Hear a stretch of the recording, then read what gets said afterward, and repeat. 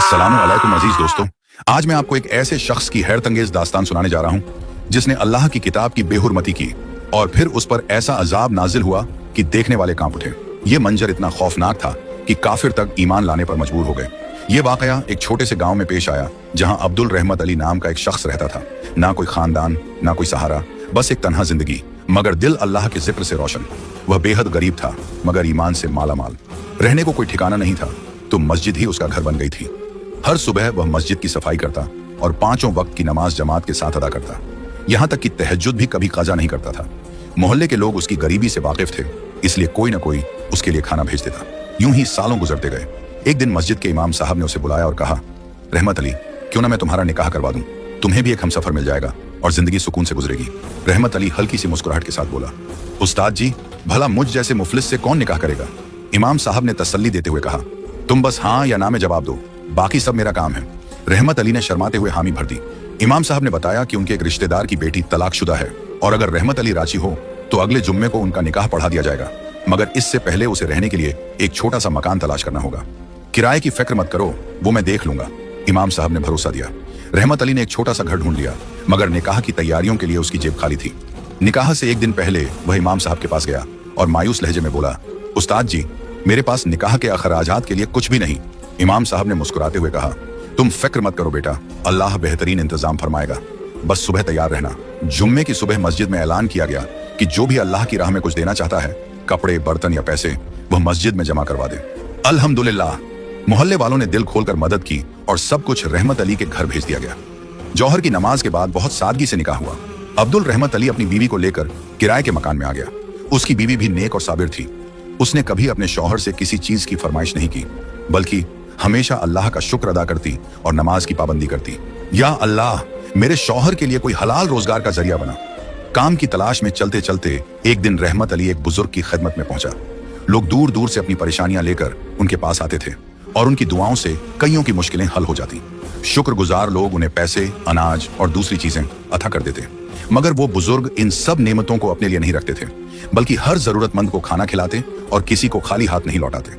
रहमत अली ने जब यह सब देखा तो उसके दिल में उम्मीद की एक नई रोशनी जगी। वह बुजुर्ग के पास गया और अपनी गरीबी और तंगहाली का जिक्र किया। बुजुर्ग ने रहमत अली की बेबसी को महसूस किया और उसके सिर पर हाथ रखकर कहा, बेटा, जब तक हाथ चलता है मेहनत करने से मत घबराना। अब से तुम यह खाना गरीबों तक पहुंचाने की जिम्मेदारी संभालो। वहीं से रहमत अली की जिंदगी में एक नई रोशनी आई। वह अपने हाथों से गरीबों को खाना खिलाता और जो थोड़ा बहुत बच जाता उसे अपनी बीवी के साथ बांट लेता। नेक लोग उसके हाथ में रोज कुछ पैसे भी रख देते, जिससे घर के हालात धीरे धीरे बेहतर होने लगे। शादी के 1 साल बाद अल्लाह ताला ने अपनी रहमत बरसाई और उनके घर एक नन्ही परी ने जन्म लिया। उसकी मासूम हंसी ने जैसे घर में खुशियों की बहार ला दी। अब्दुल रहमत अली और उसकी बीवी की खुशी का कोई ठिकाना न था। दोनों अपनी बेटी को अपनी सबसे बड़ी दौलत समझते, उसकी परवरिश में कोई कमी न छोड़ते। कुछ वक्त गुजरा और अल्लाह पाक ने उन्हें दूसरी बेटी से नवाजा। रहमत अली ने सजदा करके शुक्र अदा किया, मगर इस बार उसकी बीवी के दिल में यह ख्वाहिश उठी कि अगली बार अल्लाह उन्हें बेटी की नेमत से नवाजे। उसने एक दिन अपने शौहर से अपनी दिली तमन्ना का इजहार किया। रहमत अली मुस्कुराकर बोला, क्या तुम्हें नहीं मालूम कि अल्लाह जहां खुश होता है वहां बेटियां अता करता है।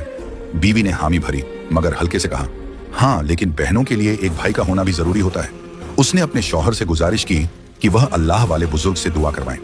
रहमत अली ने उसकी बात सुनी मगर कोई जवाब नहीं दिया और अपने काम में लग गया। कुछ महीनों बाद उसकी बीवी फिर उम्मीद से हो गई। इस बार उसने खुद अल्लाह ताला से गिड़गिड़ाकर दुआ मांगी, या अल्लाह, तू मेरी झोली अपनी रहमत से भर दे, मुझे बेटा अता कर। लेकिन अल्लाह पाक ने फिर उसे बेटी से नवाजा। इस बार उसकी बीवी के चेहरे पर हल्की मायूसी झलकने लगी।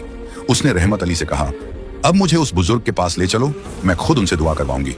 मगर रहमत अली ने उसे तसल्ली दी, तुम बस सब्र करो और अल्लाह का शुक्र अदा करो, जो हमारे लिए बेहतरीन है वही हमें अता किया जाएगा। वक्त गुजरता गया और फिर चौथी बेटी की पैदाइश हुई। इस बार उसकी बीवी की मायूसी आंसुओं में बदल गई।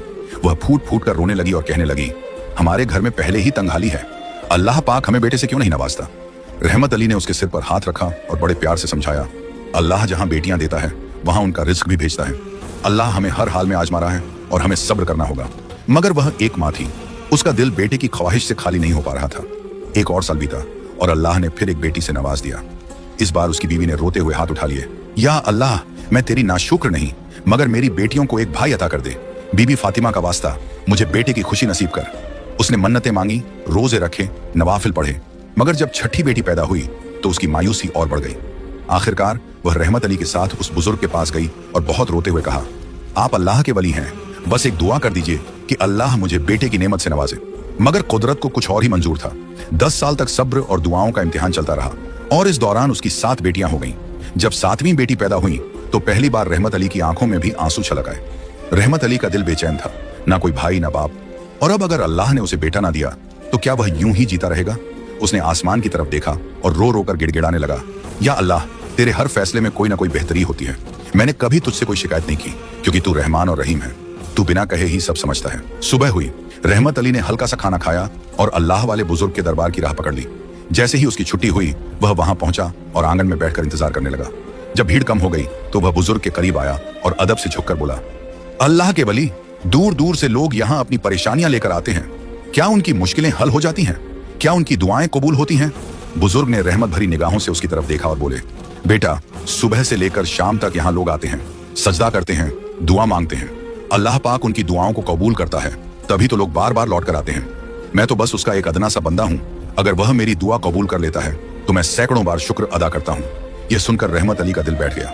उसने भरे गले से कहा, मुझे 10 साल हो गए आपके दर पर हाजिरी देते हुए। मैंने सिर्फ एक ही दुआ मांगी है कि अल्लाह मुझे बेटे की नेमत से नवाजे, लेकिन अब तक मेरी गोद सुनी ही है। बुजुर्ग हल्की मुस्कान के साथ उसकी तरफ देखकर बोले, बेटा, इस बार अल्लाह तुझे जरूर बेटे से नवाजेगा, मगर तुम्हें एक काम करना होगा। रहमत अली ने बेकरारी से पूछा, कैसा काम बाबा? बुजुर्ग ने उसकी आंखों में झांकते हुए फरमाया, अल्लाह पाक के नजदीक सबसे अजीम अमल कुरान मजीद की हिफाजत है। यह पाक किताब अल्लाह ने खुद महफूज रखी है, मगर जो इसकी खिदमत करता है अल्लाह उसे अपनी रहमतों से माला माल कर देता है।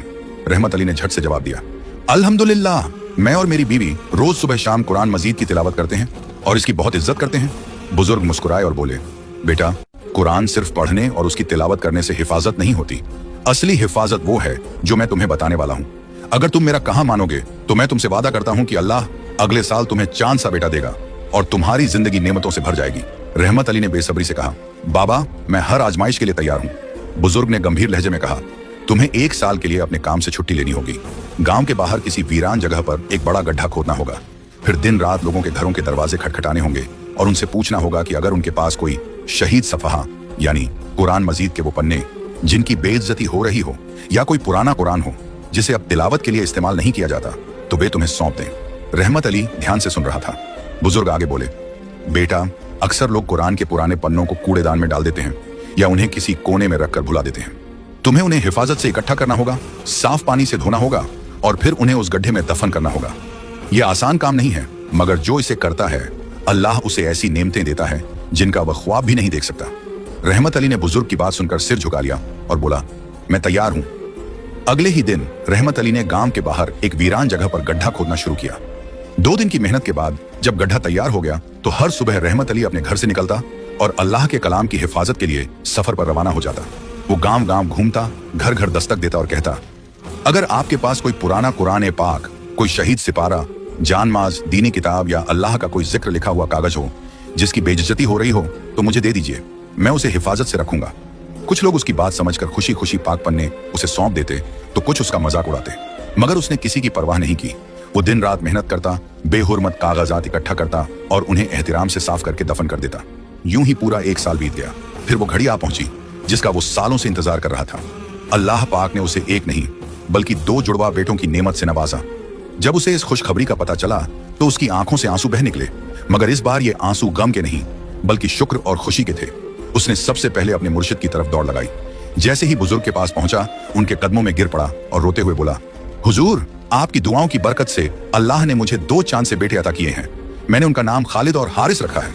उन्होंने रहमत अली के सिर पर हाथ रखा और फरमाया, बेटा, अल्लाह जब देता है तो बेहिसाब देता है, मगर मेरी एक बात याद रखना, जो नेक काम तुझे इस नेमत तक लाया उसे कभी मत छोड़ना और अपने बेटों को भी इसी राह पर चलाना।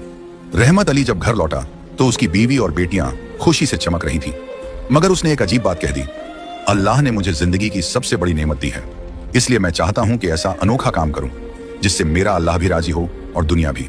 बीवी ने सोचा कि शायद वह खैरात बांटने की बात कर रहा है, मगर उसकी बात सुनकर चौंक गई।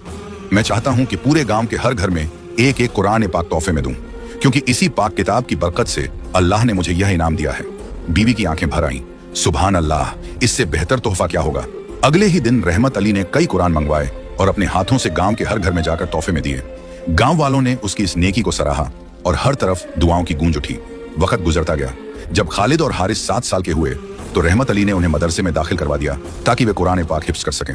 उसने अपनी बेटियों को भी दुनियावी और दीनी तालीम दिलाई। देखते ही देखते 20 साल गुजर गए। इस दौरान उसने अपनी तमाम बेटियों की शादी नेक और शरीफ घरानों में कर दी और अल्लाह का बार बार शुक्र अदा किया। खालिद और हारिस अब जवान हो चुके थे। हारिस ने गांव में एक मदरसा खोलकर बच्चों को कुरान पाक की तालीम देना शुरू कर दिया, जबकि खालिद अपने वालिद के साथ कुरान की हिफाजत के काम में मशगूल रहा। एक दिन खालिद ने अपने बाप से अर्ज किया, अब्बा जान, मैं चाहता हूं कि इटली जाऊं, खूब मेहनत करूं और अपने भाई के मदरसे को और बड़ा करूं ताकि दूर दूर से लोग आकर यहां तालीम हासिल कर सकें। रहमत अली की आंखों में उदासी तैर गई। बेटा, तुझे हमने कितनी मन्नतों और दुआओं से पाया है, मैं तुझे अपनी आंखों से दूर नहीं करना चाहता। अल्लाह ने जितना दिया है उसी में मैं खुश हूं। मगर खालिद ने बड़ी मोहब्बत से कहा, अब्बा जान, जिसने आपको इतनी दुआओं और मुरादों से नवाजा, उसी पर भरोसा करके मुझे जाने की इजाजत दे दीजिए। यहाँ का काम आप और हारिस भाई संभाल लेंगे, मेरी फिक्र मत कीजिए। खालिद का सफर करीब आता जा रहा था। माँ बाप के दिलों पर उदासी की परछाइयां गहरी होती जा रही थी। उसकी माँ दिन रात दुआ करती, ऐ अल्लाह, मेरे बेटे की हिफाजत फरमा, उसे हर मुश्किल और आफत से महफूज रख। रहमत अली भी बेचैन था, मगर अपनी बीवी के सामने मजबूती से कहता, अल्लाह ने हमें 2 शेरों से नवाजा है, इसलिए उस पर भरोसा रखो। जो उसके सुपुर्द किया जाए वह कभी जाया नहीं करता। आखिरकार वो दिन आ पहुंचा जब खालिद को सफर के लिए रवाना होना था।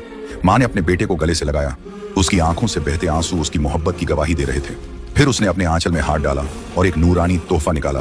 बेटा, मैं तुम्हारे लिए दुनिया जहान की सबसे कीमती चीज लाई हूँ। खालिद हैरान रह गया। माँ के कांपते हाथों में एक खूबसूरत गिलाफ में लिपटा हुआ कुरान पाक था। जब भी कोई मुश्किल आए, इसे खोलकर पढ़ लेना और अपने अल्लाह को याद करना। खालिद ने मुस्कुराकर कहा, अम्मा जान, आपको तो पता है मैं हाफिज ए कुरान हूँ, मेरे सीने में पूरा कुरान महफूज है। माँ ने उसके सिर पर प्यार से हाथ फेरा। बेशक बेटा, मगर फिर भी मैं चाहती हूँ कि ये तुम्हारे साथ रहे। इसे वहां जाकर लाजमी पढ़ना और दूसरों को भी पढ़ाना।